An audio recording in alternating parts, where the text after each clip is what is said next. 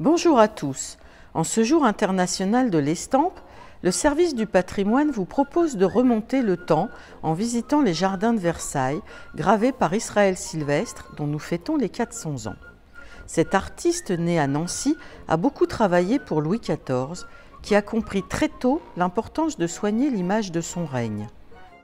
Le 26 mai 1660, le roi célèbre son mariage à Saint-Jean-de-Luz et signe un arrêt du Conseil confirmant la gravure comme art libre. Depuis le Moyen-Âge, la plupart des professions sont organisées en corporations qui régissent tout, de l'apprentissage jusqu'au prix. Ce n'est pas le cas pour les métiers relativement neufs liés aux images imprimées. Chacun, français ou étranger, peut s'installer comme graveur et vendre ses œuvres. Toutefois, seuls quelques artistes choisis pour leur talent ont le droit de représenter les châteaux et maisons royales afin d'exalter le pouvoir de la monarchie et diffuser le faste français en Europe. À cet égard, Versailles est emblématique et Sylvestre est chargé de représenter les fêtes, les bâtiments et bien sûr les jardins. Nous sommes à l'arrière du château qui surplombe le parterre de Latonne, conçu par Lenôtre et réalisé en 1666.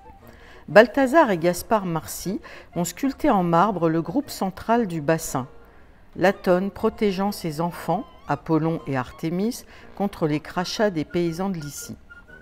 Cette œuvre évoque l'image d'Anne d'Autriche défendant ses fils, Louis XIV et Philippe, contre les frondeurs de 1649. C'est un message adressé par le roi à la noblesse. Comme Zeus, qui châtie les paysans hostiles à la déesse en les transformant en grenouilles, Louis XIV peut briser toute insoumission.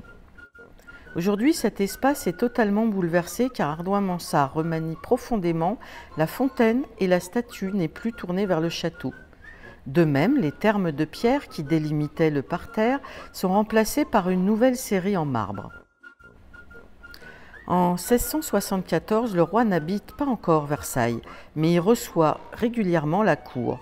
Et le carrosse tiré par 6 chevaux pourrait bien être le sien, accompagné de cavaliers caracolants. Il aime tellement le lieu qu'il a rédigé lui-même plusieurs guides sur la manière de montrer les jardins de Versailles.